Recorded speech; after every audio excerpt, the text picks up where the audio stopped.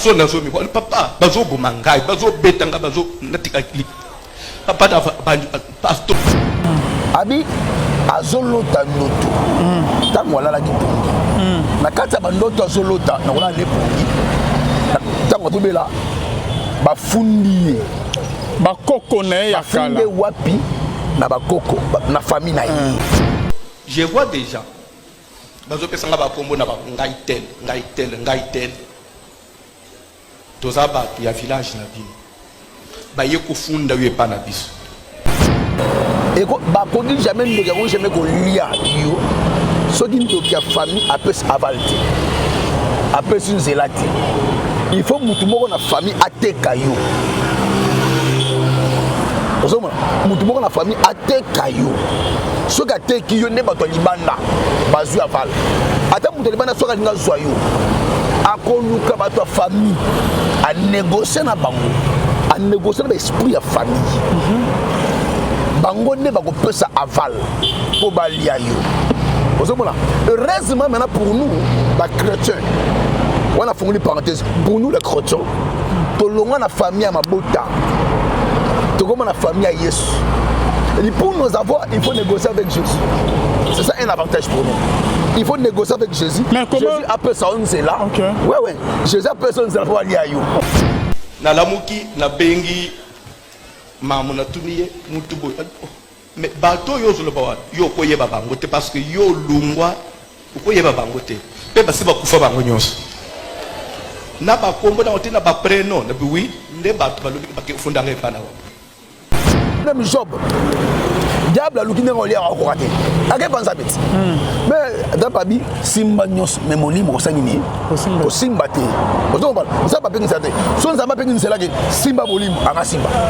OK, c'est comme ça pourquoi Job n'appartenait pas à sa famille, Job appartenait à Dieu.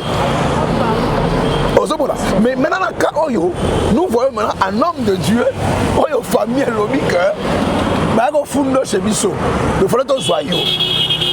mais comment se fait un homme de Dieu au lieu que ba que et pas nzambe pour que ba joyeux yé a lobby que ba que fonde pas ba koko na bango a tout ni maman na ya lobby que ozaki mwana muke ba kufa depuis kala voilà. donc ba que fonde pour que ba boma maintenant donc c'est un peu louche. Un serviteur de Dieu qui ont fondé une famille, à mon abakoko na ye, en négocier na bango pour que babo maete ou comment? Nandoto na moni famille balungwe balobi biso tozaki na komete pa au funda yo nde ko funda. Deuxième na bantu mo so clairement combat ezalaki. On ne pouvait pas accuser un homme de Dieu na famille na ye. Impossible. Impossible. OK. Nzamba lobi na Pierre. Na boutoua lelo na bondela ki mingi po na yo. Le diable est venu vers moi. Akuti loko na yete pa nanga. Wow. Mais tango baluke pa na yo. Akuti loko na ye pa na yo. A réclamaki yo. Akabolo na biteni. My God, c'est là. Sur un place one. Yes, à lobby que les princes de ce monde. Aye pa na akuti loko na yete kachinanga. Par là. Par là, Joseph voulait dire une chose. C'est-à-dire que le diable ne pouvait pas réclamer sa vie.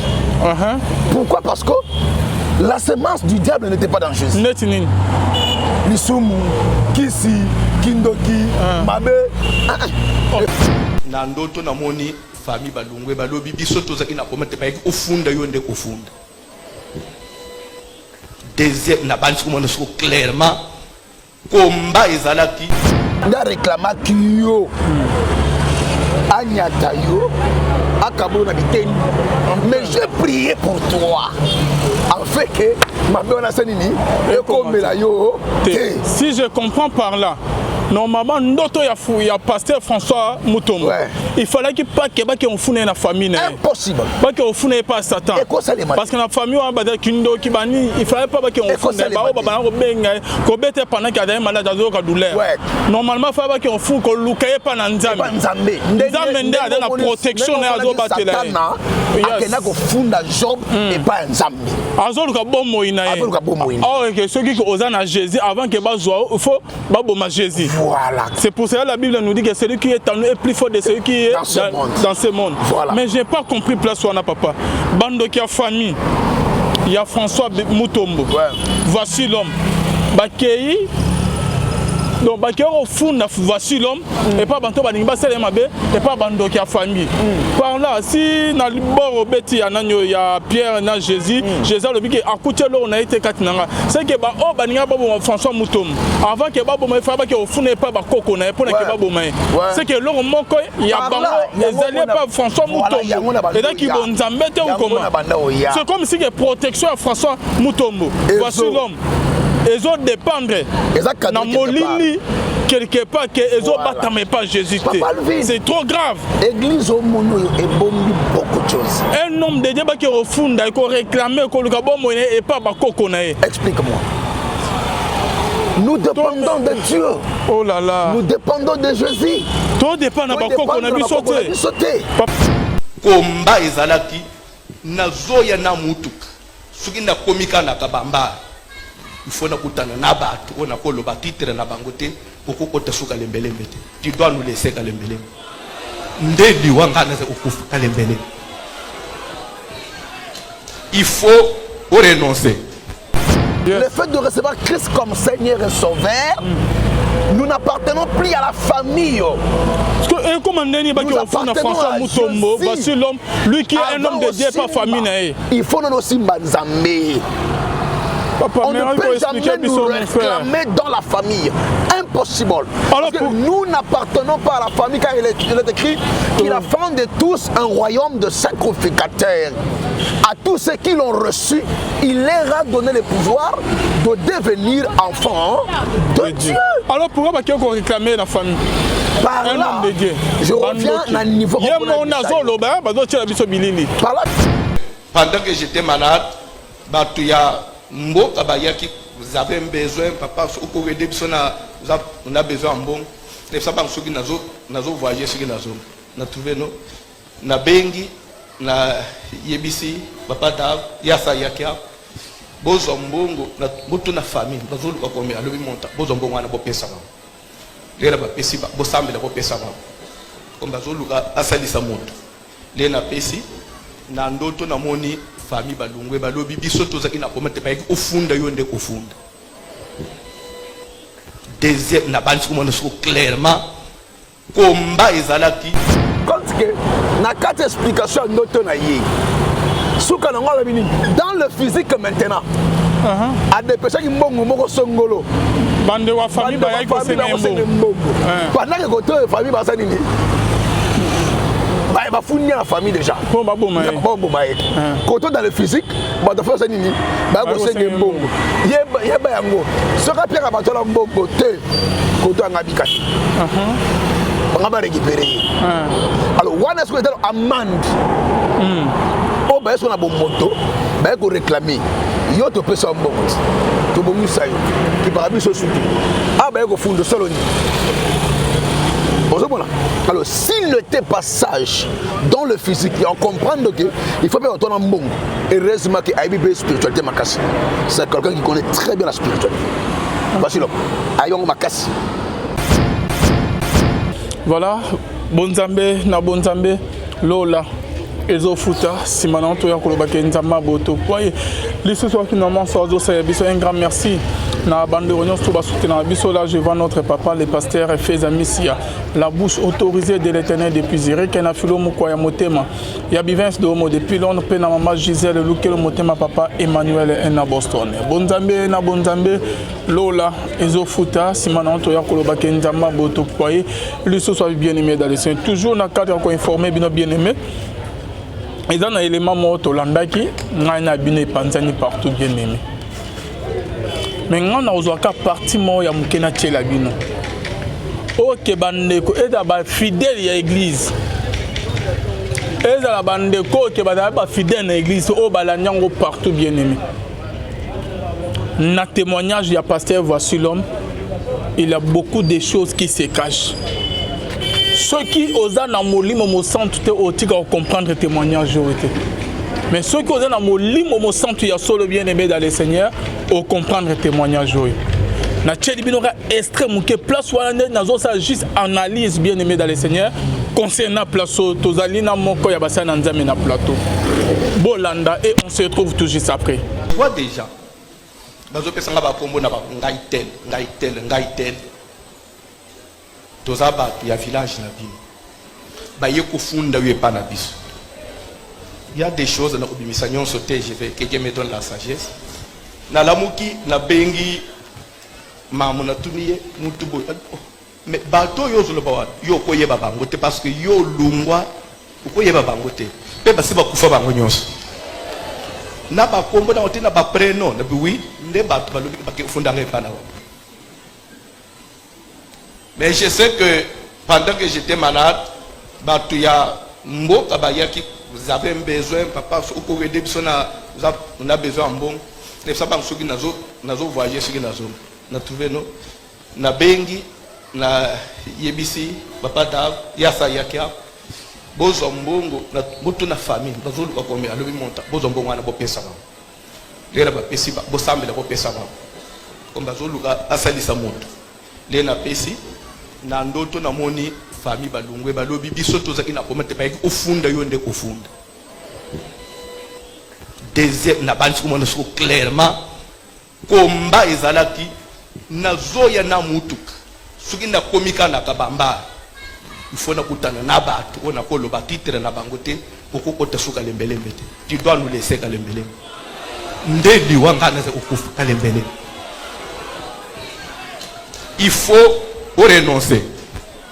Tu dois laisser. Ma femme est témoin, n'a sali plus de 5 mois.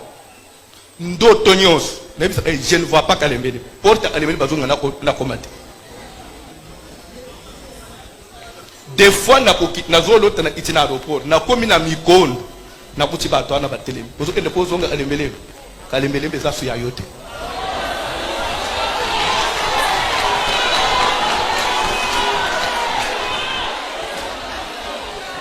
Il faut un jour na ibisi moi senanga passer na koka soute parce que na zeki na douleur na ko fanda te na ko telema te na ko lala te position exacte malgré morphine na ibisi na komi kolem na ibisi na ko bekate soko lâché talionné ko za mobali ya makasi bunda bana ya bato ba pesio confiance balandio. Si tu ne peux pas le faire pour moi, fais-le pour l'église et pour tes enfants, ils sont encore petits. Fais-le pour tes enfants, pour l'église, bana bato ba pesio confiance. Okolo bana bangoni soko ndimi ko kuf okomona nzambete parce que tiki bana bato na passe. Mais maman mimi tu sais alobi bunda eboke na ko bunda butunyo plus de 5 mois ozo bakoya babandi ko beta yo lâche l'église na kolem onobi des fois papa davaye papa dava talinga façon nazo mi papa bazo bomangai bazo betanga bazo natika clip papa dava bandi pastor sambe voilà bonzambe na bonzambe yesu nde mosukisi. Les mal ne triomphent jamais, bien aimé dans les seigneurs. Tozana, l'homme de Dieu, pasteur David Poutou Kenga, qui n'est pas présenté, ok, bon, très bien. Shalom, l'homme de Dieu. Shalom, Papa Alvin. Boni, ça va?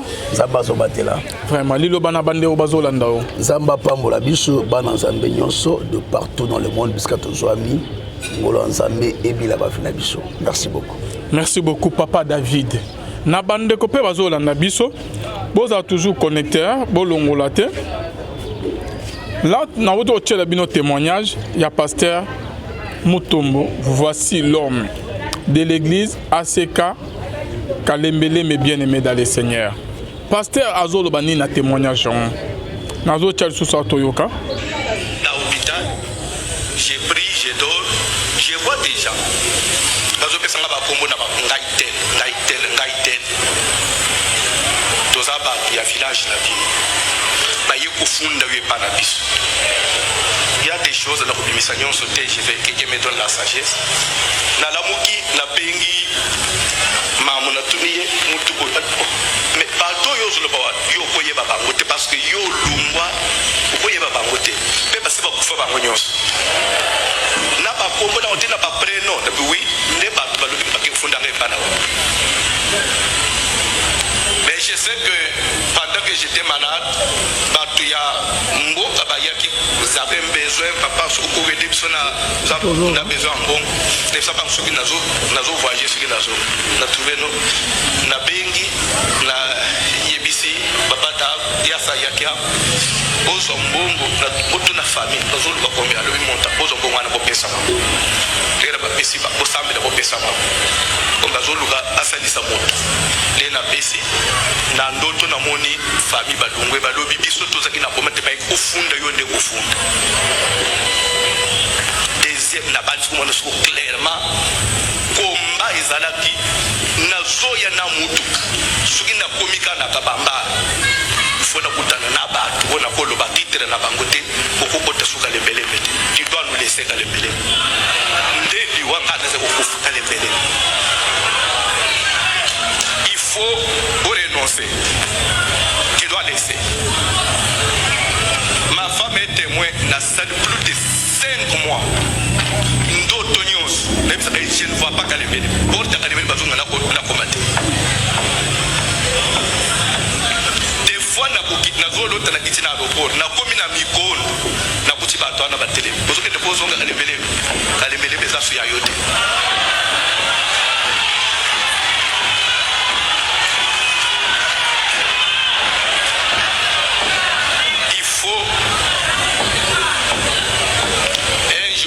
Si moi c'est nanga pasileki nakoka souté parce que nazaki na douleur nakofanda te nakotelema te nakolala te position eza te malgré morphine nayebisi ye nakomi kolema nayebisi nga kopeka te sokolâche etali yo nayebi koza mobali ya makasi bunda bana ya bato bapesi yo confiance balangi yo. Si tu ne peux pas le faire pour moi, fais-le pour l'église et pour tes enfants, ils sont encore petits. Fais-le pour tes enfants, pour l'église, bana bato bapesi yo confiance okoloba na bango ni soko ndimi ko kufu okomona nzambe te parce que tiki bana bato na passe. Mais maman mimi tu ne sais alobi bunda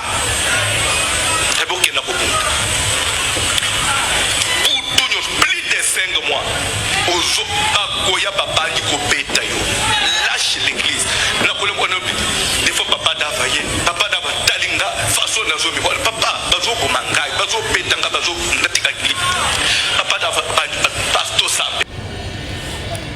Ah, bien aimé dans les seigneurs, papa lobi bazo beta bazo linga baboma e bana nyongo babana ko beta pasteur Vasilom pe bana nyongo bafunda ke pa Vasilom bafundi Vasilom na monde des ténèbres pa ba koko na bango parce que tine Vasilom azoloba ezali ba ange ne ba bimeli ete mais azo sona ba koko na bango o ka tuni mama na ya lobi ke ba kufa depuis kala ke ba kenaye ko funda e pa ba koko pona ke ba bomaye bana nyongo ba kenaye ko funda e témoignage oyo eza louche pe makambo ebele Vasilom abimisa on te na témoignage oyo douleur le kaye makati bazo un serviteur de Dieu azo ba ke bazo bete pa banani bandoki banto misala molili balingi babomaye donc liwa ya Vasilom soka kufa izinga eza liwa moya normal te banani on ba ke na ofuna balingi babomaye spirituellement na misala molili. Et pourquoi Vasilom azongi à remercier tout le monde, à beaucoup remercier papa spirituel qui est évêque Mukuna ya église ACK, à beaucoup remercier communauté bazo bomaye likolo ya ACK Kalemele mnenga lobby bazo bimele ke alinga kufa ba bomaye likolo ya ACK Kalemele bazo bimele ke à place des asu na ACK Kalemele mete tandis que eza lisolo ya église ndenge ni lisolo ya église ya ba pasteur makambo molele ekokota bandoto ya boye ekokota tant eza maître pe un jour nyonso toyebima na mpwasa tozali na moko ya bapasteur l'homme de Dieu réaction par rapport à extrait ya témoignage au natie natikoli vraiment ta expliquer biso zota no maleme ko za apprécier te wow papa Alvin parce que yo oza pasteur au prière osa mais la oza na likabo nzambe mais au uta pe na mono wana kwa ya bakisi ya banini mais kana ngo fongola biso par rapport à témoignage extrait au natie wana papa Alvin ya ndena la la foi parce que il y a à boire et à manger dans cette histoire. Quand je disais qu'il y avait à boire et à manger dans cette histoire, je savais de quoi je disais. Oyebi,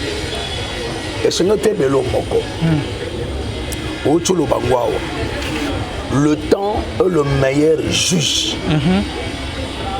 Oyo akoyeba kobimisa mutu na kazaka na ye. Ozomona. Donc il y a des choses oyo parfois toko zwango à la légère. Oui, je sais qu'intervention nanga oyo la plupart des gens ba koluka parce que l'autre on va fanatique. On est tous ba fanatique à Yesu, ya Nzambe. On va fanatique ya Batu. Je sais qu'il y a des gens qui vont commenter dans les Nabango, qui vont dire, mais croyez-moi, Bible le dit, vous connaîtrez la vérité et la vérité vous affranchira. Atato bombi bilongi ndengenini, Papa Alvin, vérité souka na souka et triomphaka. C'est quoi la vérité et c'est qui la vérité? La vérité c'est la parole de Dieu et la vérité c'est Dieu lui-même. Nous monaye bisi ba yekoli na Jean 14 que je suis le chemin, la vérité et la vie. Nul ne passera par le Père que par moi. Ozomona. Alors, nena loba nini awo. Pourquoi na bandi boy et nena loba nini awa? Papa Alvin. Omoni bilongi to nango. Et bombi ba secret belé. Nzoto to nango. Et bombi ba secret belé. Même Nzamba lobi dans Apocalypse 2, l'église à Éphèse, à lobi nango boy. Je connais tes œuvres, ta persévérance. Je sais que tu as souffert à cause de mon nom. Et je sais que tu as prouvé ceux qui se disent apôtres et qui ne le sont pas. Et que tu les as trouvés menteurs. Il y avait des gens qui se présentaient comme les apôtres et les hommes de Dieu, les serviteurs de Dieu. Mais au fond d'eux, ils savaient très bien qu'ils n'ont jamais servi Dieu. Et ils n'avaient jamais Dieu. Alors, na Toza, et chez nous, le loup se sont déguisés en brebis. Na beta kali Solomon na biboye. Il y a des gens au Nganayebi que parfois nous resté combattés. Babana mu église na bango ba osala ba délivrance ya kopakola basi ba huile na ba saint ainsi que na ba sexe na bango. Papa Alvin, dis-moi une personne, une tierce personne qui commence l'église comme ça. Tu vas me dire que c'est Dieu? Tu vas me dire que c'est un serviteur de Dieu? Vous comprenez? Par là, tu vas rendre compte que suite union sur elongi yamate oyo doteaka yango tendeta ici profondeur peut exécuter autozali. Non! Non! Jamais de kewe au télé ma boliboso chere biso que non na lokaka jamais. Alors biso clairement je sers Dieu. Mais yé moko na nzambe nde ba ebike azala nzambe te. Alors, ce qui tolandi témoignage très bien. Vous comprenez marambo belé. Je commence d'abord le Biso. Ce totangi na Genèse chapitre 2 verset 1er. Bible bénine. Ainsi furent achevés le ciel et la terre et toutes leurs armées.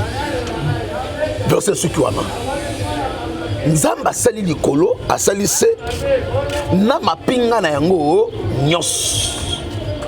Lorsqu'on parle de l'armée, c'est la force. Papa, on a changé de corps. Hein?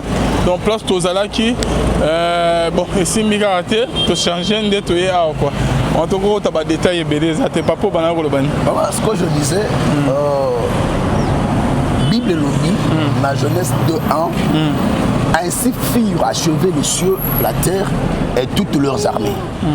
Alors, lorsqu'on parle de l'armée, on parle de la force. Lorsqu'on parle de la force, on voit l'esprit. Ça veut dire que le ciel a été créé avec son esprit. La terre aussi a été créée avec son esprit. C'est ainsi, au monde Paul a dit, en réalité dans l'homme, ce n'est pas la chair, c'est l'esprit. Par là, qu'est-ce que je dirais? Je te dirais qu'il y a les esprits qui sont dans le ciel et les esprits qui sont sur la terre. Bref, dans Apocalypse 12. Réjouissez-vous cieux et vous qui habitez dans les cieux. Malheur à la terre et à la mer. Car le diable est descendu vers vous, irrité de la grande colère, cherchant qui dévorer, sachant qu'il a payé de jours de temps. Donc par là, quand le diable descendit, a quitté Nassé, a salipé au aïe trône. C'est ici que le tantôt est régné. Papa Lvin, Moutako sauté. On ne peut jamais parler du physique sans pourtant parler de la spiritualité. Pour Moutou, Azala Moutou, Bible et le Bible, créons l'homme à notre image et à notre ressemblance. On a Moutou créé à quelle amitié. Après, au monde Ababi, il le créa à son image et à sa ressemblance. Voilà ce que Moutou a créé l'ami. Le Moutou Banda qui n'a pas banzo, n'a molimo. Après, comme une moto, n'a pas moto physiquement. C'est pour te dire quoi? Même Moutou ka au monde a gagné soui. Et Banda Ganam n'a molimo. Après Kiti n'a pas moto. Par là, je dirais quoi? Même les prisons, Boloko et Banagana na Molimo, après c'est matérialisé. Il n'y a rien qui peut être matériel, il n'y a rien qui peut être dans le physique sans et ça va dans le spirituel. Par là, qu'est-ce que je vais dire? Il faut beaucoup faire attention na maloba batu. Ok. Lukaka o examiner maloba ya batu. Mutu azoloba ni ne pousser à loba boye. Vous comprenez? Voilà ce qu'on a côté par rapport, il y a témoignage, il y a pasteur Bachilom. Alors, awa ni les autres salema, ni les autres cas. Azo signifie ma kamou très bien, disant ceci. Habitant Oiseau Bela, il était mourant. Or, il y a un malam que tout homme, tout esprit, à quoi qu'on faté, à quoi qu'on est dans le monde au-delà sans qu'il y ait pas. Jamais. Okay. Tout homme spirituel, oui c'est spirituel. Okay. L'amour elle est spirituelle. Okay. C'est une traversée. Nous avons écrit que nous sommes des pèlerins, des passagers sur la terre. Donc même Ecclésias 3, verset dans le lobby, il y a un temps pour naître, il y a un temps pour mourir. Vous comprenez? Tu es un passager. Il y a un temps où il faut que tu aies alors, passage ouana. Et quand je me dis que ça le ma pamba, soki mutu, aïe bien côté. L'esprit de l'homme connaît que ndena bona okende. Ndena bona okufa. Aïe ben on est. Ouais c'est spirituel. Tu ne peux jamais quitter le monde physique et retourner au-delà sans sentir rien. Ah, on peut sentir, hein? Ouais. Il y a un moment où tu me fais comme triste. Je donne un exemple, moi, je suis à Nouvelle Makasse. Au moment où je suis dans la difficulté, je suis à l'autre. Je suis à Fandi, je suis or c'est son esprit maintenant et côté la bateau lingaka. C'est déjà un message en langage. Ça signifie que ce dernier déjà nous connaît comme Mouké. Même dans le songe, on a besoin de joyeux.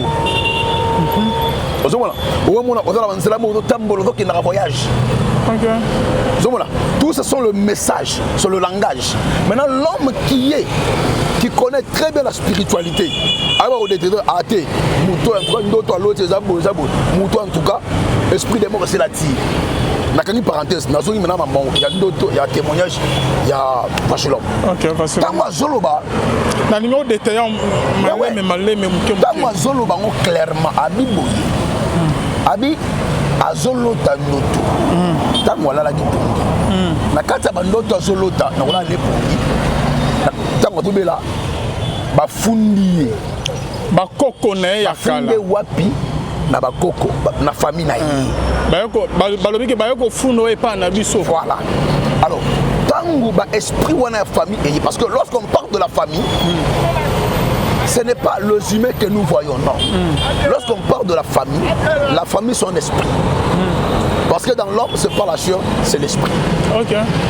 Alors, bagako funde na ba esprit ya famille. Famille non sera na totem nango. OK. Famille non sera na ba joie nango. Famille non sera na esprit nango.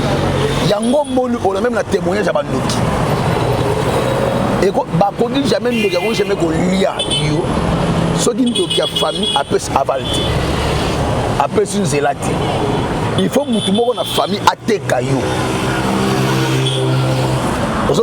Mutu moko na famille ateka yo. Soki ateki yo nde bato libanda bazwi aval ata mutu libanda soki alinga zwa yo akoluka bato ya famille anégocie na bango anégocie na baesprit ya famille bango nde bakopesa aval mpo balia yo ozomona. Heureusement maintenant pour nous bachrétiens wana fongoli parenthèse pour nous les chrétiens tolonga na famille ya mabota tokoma na famille ya Yesu. Et pour nous avoir, il faut négocier avec Jésus. C'est ça un avantage pour nous. Il faut négocier avec Jésus. Mais comment... Jésus appelle ça un zéla. OK. Ouais. Jésus appelle ça un zéla pour aller à you. OK. Il y a un moment de Job. Diable a l'outil de relier à Koraté. À quel point ça bête? Mais dans Babi, Simba Nyos, Memoli, Mosangini, au Simba Té. Vous savez pas pékin ça. Si on n'a pas pékin c'est là que Simba Bolim, à Simba. OK. C'est comme ça. Pourquoi Job n'appartenait pas à sa famille, Job appartenait à Dieu. Mais maintenant, dans le cas où nous voyons maintenant un homme de Dieu, où il y a une famille lobique, mais il y a un fond chez Bissot. Il faut être joyeux. Mais comment se fait un homme de Dieu au lieu que et pas un mais pour que bas joyeux hier à lobby que baki au fond n'est pas bakoko na bango. A tout ni maman na lobby que ozaki mwana muke bakufa depuis kala. Voilà. Donc baki au fond n'est pas que babo maé. Maintenant donc c'est un peu louche. Un serviteur de Dieu baki au fond dans la famille, à mon bakoko na ye. En négocier na bango pour que babo maé te ou comment? Voilà. Les places wana bato belé. Bato belé, bato na kati ya ignorance. Parce que voici l'homme ne connaissait pas ce genre-là. Mais seulement, ce genre-là, c'est les esprits familiales. Bata misala molili. Il y a libota. OK. Et Batouana Bayebi, si moi c'est ça, tu es sorti dans la famille. Cette famille te connaît très bien.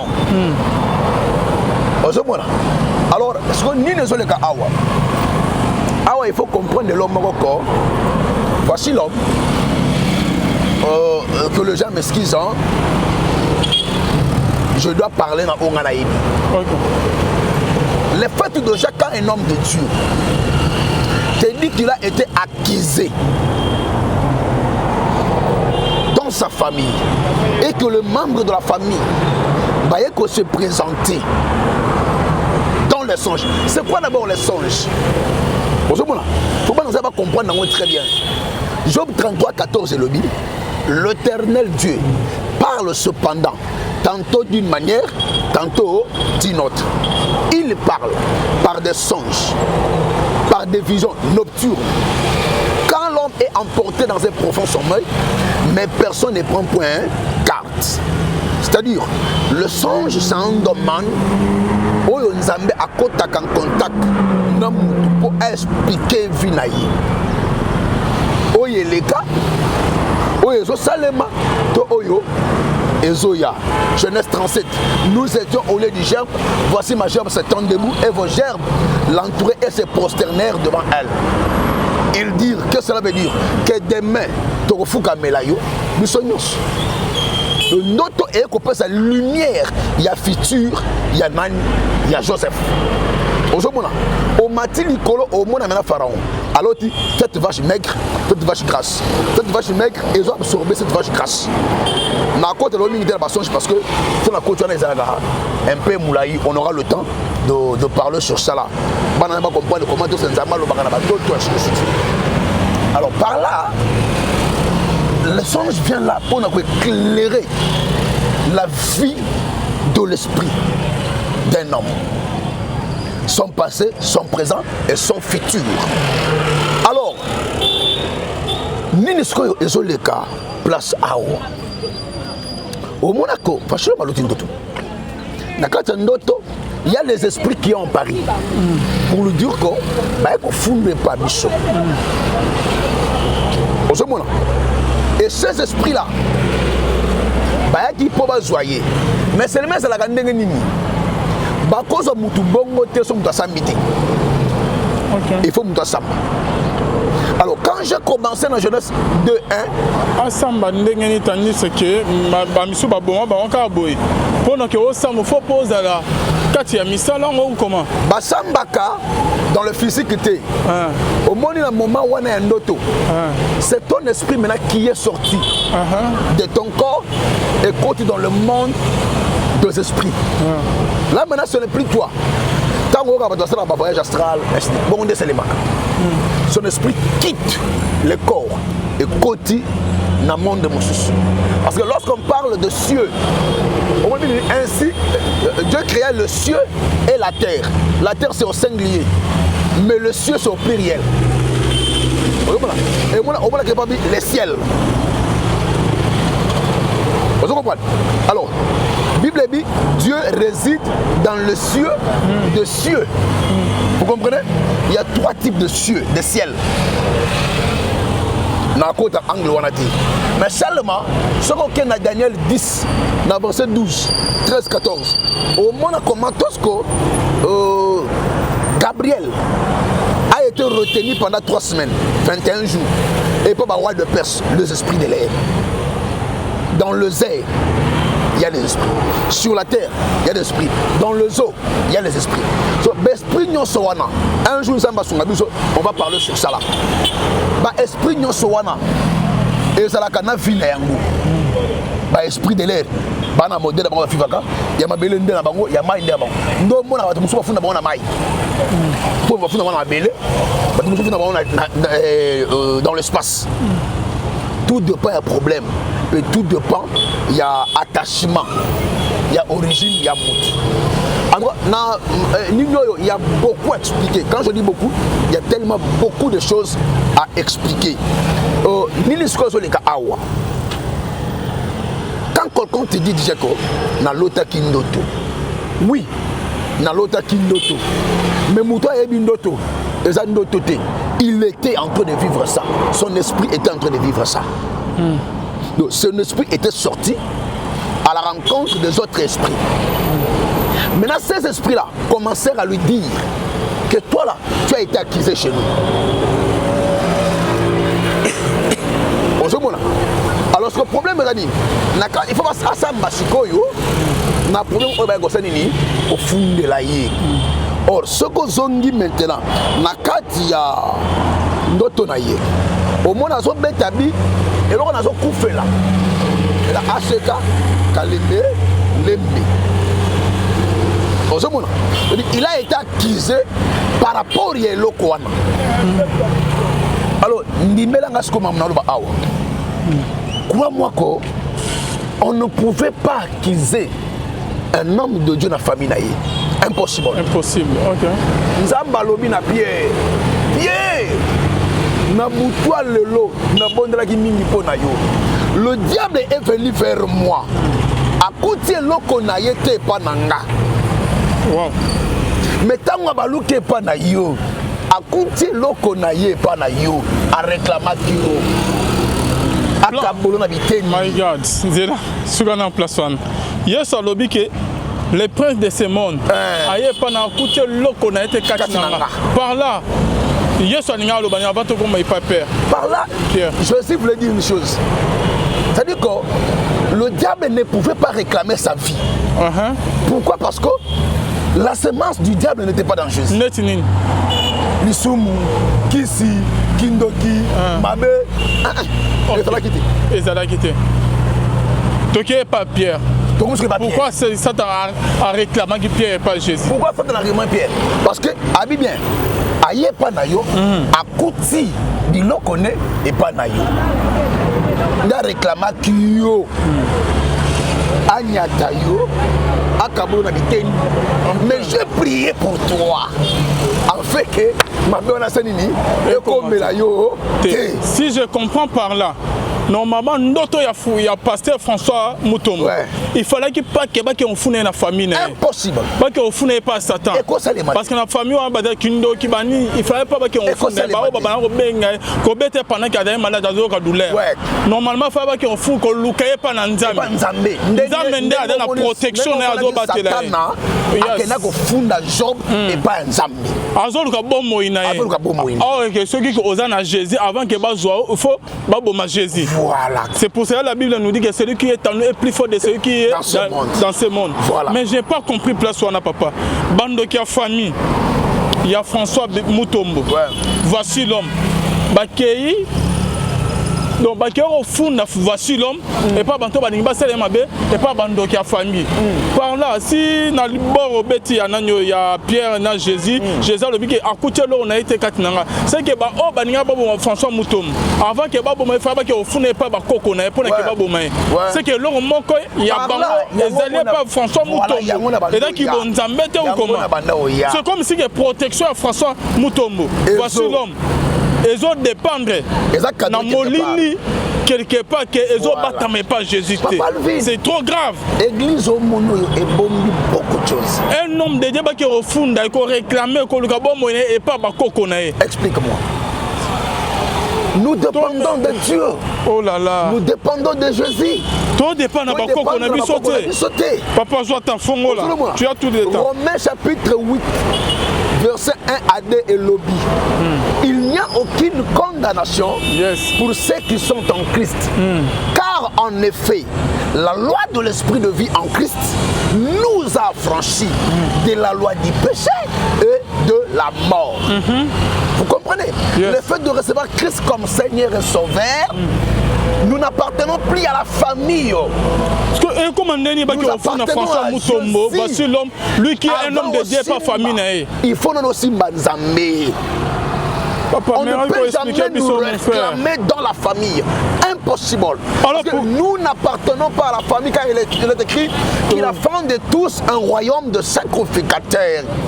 À tous ceux qui l'ont reçu, il leur a donné le pouvoir de devenir enfants de Dieu. Alors pourquoi on réclamer la famille? Par là, je reviens à un niveau. Par là, je reviens à un niveau où on a Bicho Boye. Il est venu vers Christ. Comme la semence n'était pas en Christ, moyen il a tourné le regard vers Pierre. Il a trouvé sa semence en Pierre. C'était quoi? Pierre a dit Moutakanda. Pour peuvent jouer avec Yesu. Hypocrisie.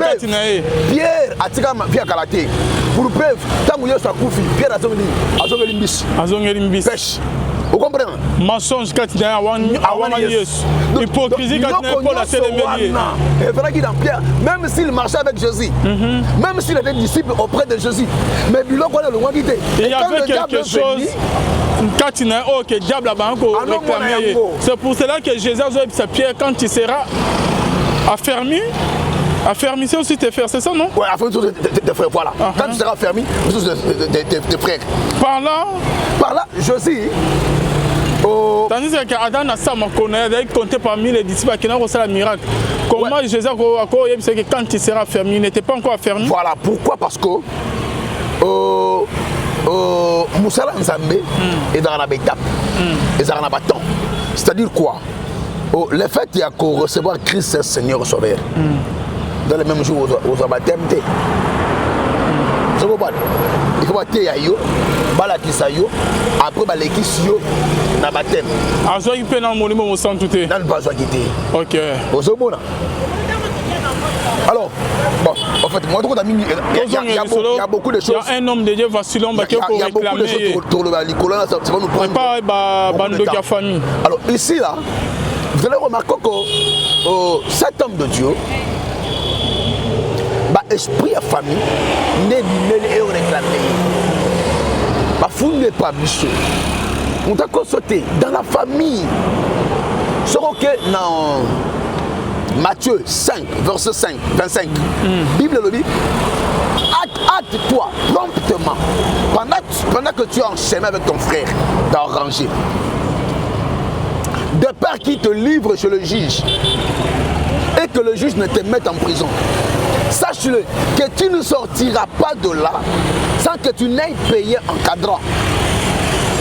Là maintenant, parce qu'on parle, la Bible va parler sur le juge, Banzouzi, Moulamatari.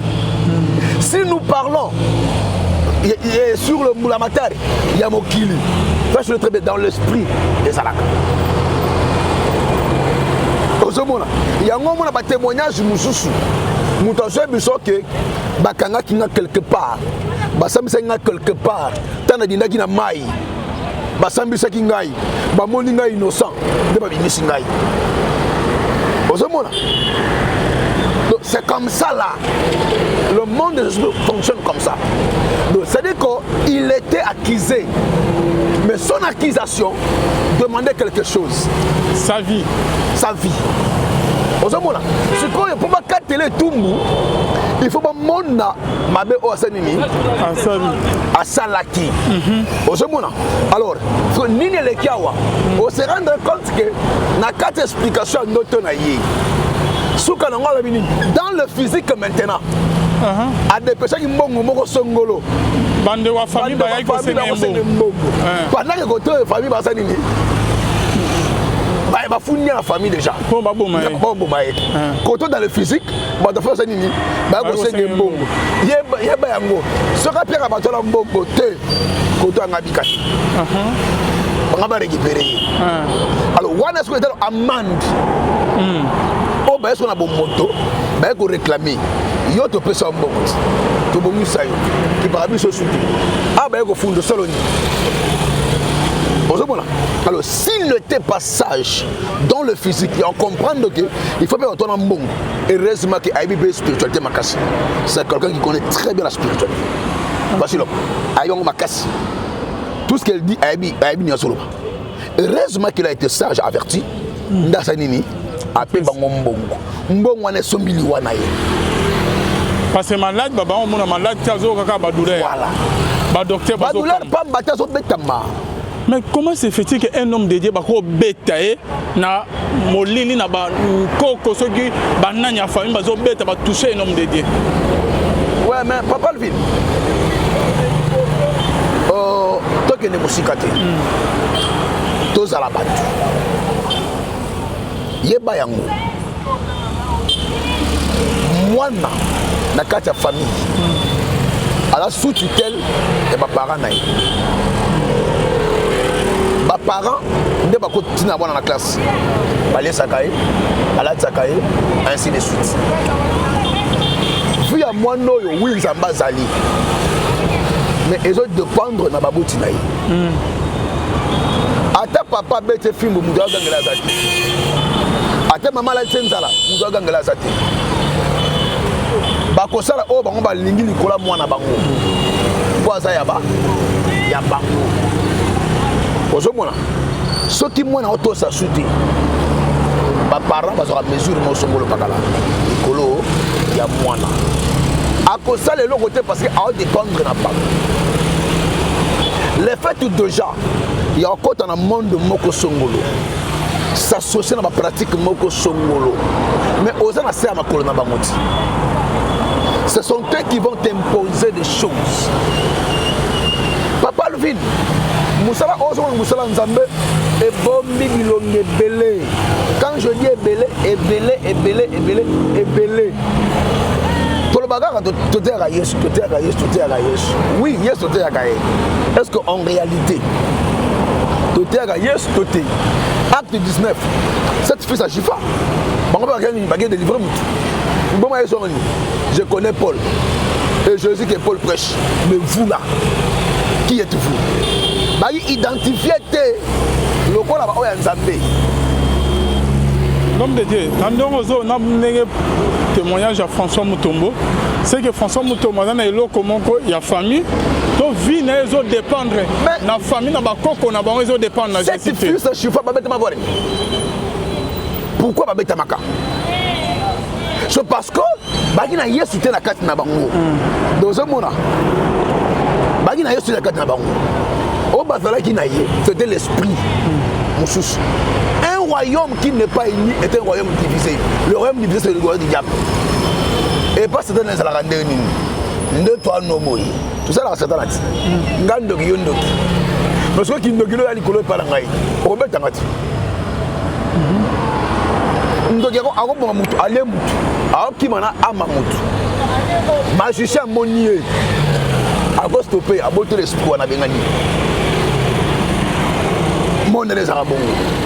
Ok, banganga pianga kisi. Ça veut dire que c'est ngati. Na bi bongo. So yo boke banganga. Pesa ngakisi. Ok. Mutana na bomai. Ayo c'est nzoka likasa parole munduki. Beta kufa. Ça n'est pas boy. Beta kufa. Ngana surte. Jamais c'est ngati. Yo besi rezunga. Tout ça pourquoi? Parce que quelque part diable a divisé. Alors, au moment où cette fille à Chifa, ils avaient un esprit qui n'était pas de Dieu, mais c'est masqué pour dire qu'ils avaient Dieu. Maintenant, l'esprit qui était dans cet homme-là était supérieur à l'homme qu'on utilisé. Par là, on comprend déjà, quand un homme, si son esprit n'est pas fort, son esprit n'est pas puissant, sache-le très bien que les autres esprits et on a au monde là banako betaille yango boni bandoto musuta na ndoto olali boloti ndoto obunda bitumba musuza ka bitumba te parce que le songe doit être expliqué par interprétation.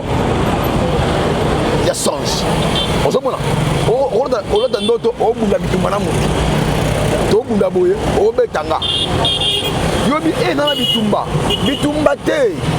Dieu est en train maintenant de te dire que non, tu es fort spirituellement. Non, non, non. Dieu te dit, la mouka la prière, tu es faible.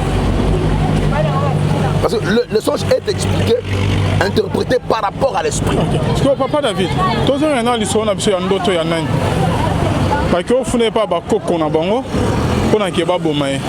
Banda nyango après avoir remonté ndoto wana, azongi na kin, aboko remercier comité, communauté.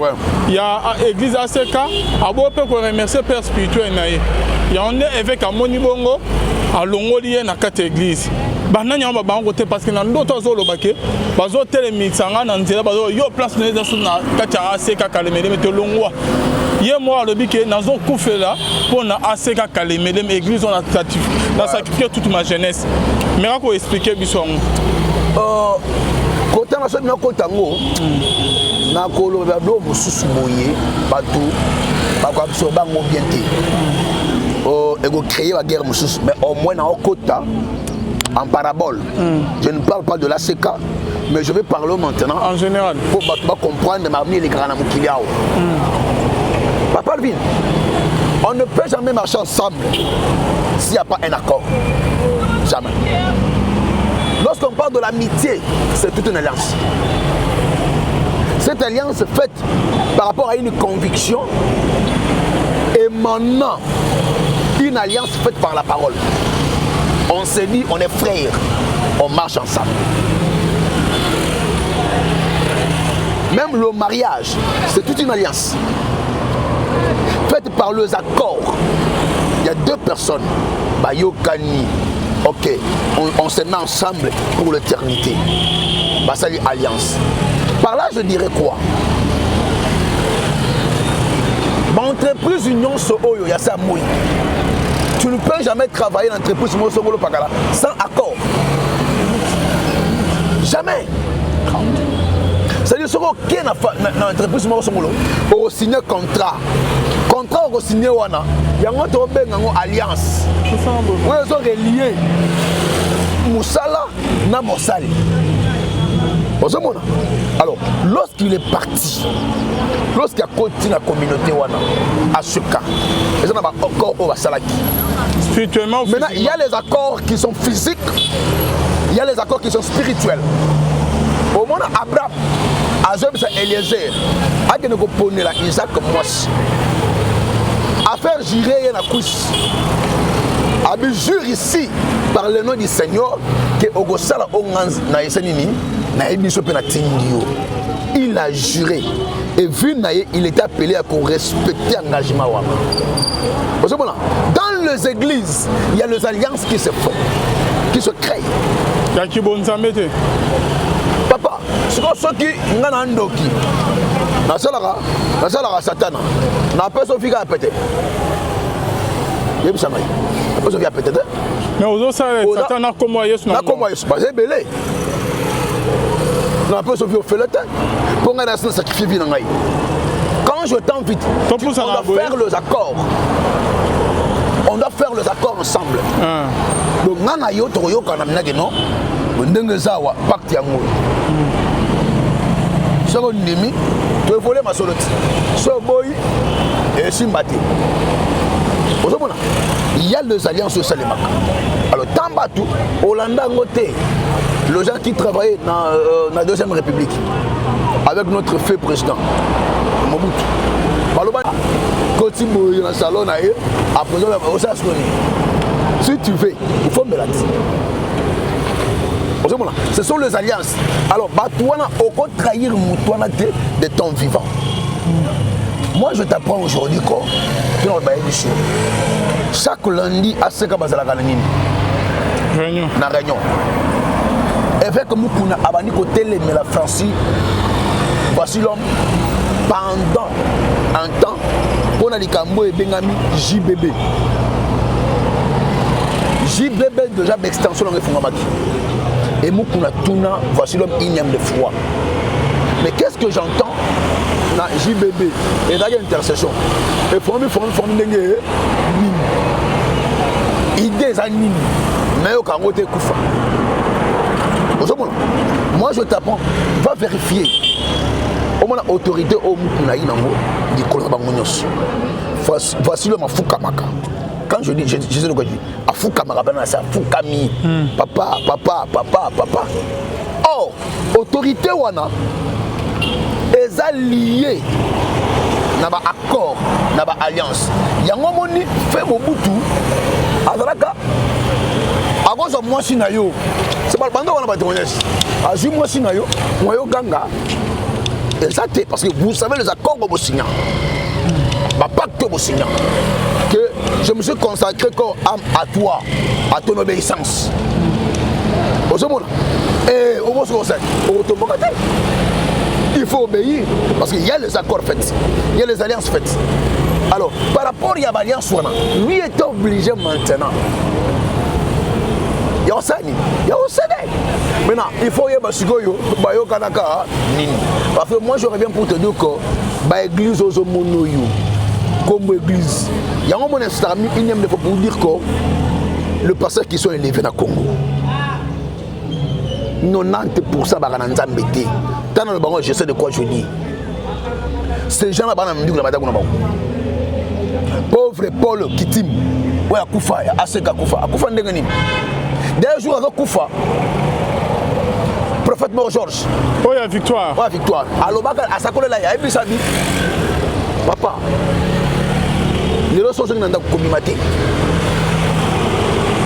Voilà, comme on dit, na moni okufi, mais liwa na beto masasi. Qu'il peut si là à son ganda. Faire ma 22h à 23h. Azu appel. Il y a moi Simoko. Disant qu'Azu voyage aux États-Unis. Elle avait $5 000. N'appel one. Papa Yaka. Nazo kende. Nazo taba kinga et ainsi de suite. Il y en a 5 000. Moi ça comprenait, moi ça comment au finish mon bal abimi à cause de notre niveau soit démarrer pour démarrer au lieu à comprendre que nous avons petit ça y est à comprendre abimi après ça on me balai péni d'accord na mutu ba bini na limité wala pour moi boulou ba musa musa à se rendre compte na sima la dai ozobona ba bête ma c'est à bout portant quand même ba tonne ba bengi voici l'homme bengi mu ko dit non on passer la minute mo ko suya akufi c'est comme ça là mais à cette époque là Kitim bagi na guerre na Barcelone. Guerre à l'insécurité comme ni ya JBB. Muto aluka abu mamoto na yi avec parce que dans l'ACK Papa Alvin Makamboza ya l'insécurité. Yango mona ko de par na yi et ko entraîner de par ba to belé. Tout là prochainement et réseau pour ça là je crois mais le lobby tozong ya on sur papa merci na ndeko pesi biso tanayo donc comment yanza metanga mité na témoignage partout wana oleke nanya loba ke vasila maloba ke nzambe nda bikisiye tozo sa analyse ya lobi ke après avoir kosona bakoko na ye ba ko funda pa na biso tikamba ke futimbongo na bomoto malade limo et abiki et li campé ba kena au fond de la baba ngo ngate ke akota suna aseka kalemelemi bana nyamba kena au fond dans monde des ténèbres pour natika aseka yango mo quand je parle sur les accords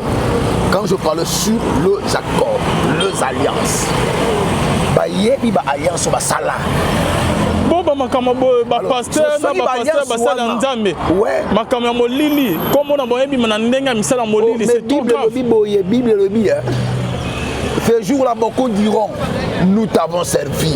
Et je leur dirai, je ne vous ai jamais connu. N'ayez pas qu'à noter, de tout en faisant cette œuvre, il y a de ceux-là que Dieu ne connaisse pas. Mais nous sommes ça dans sa vie.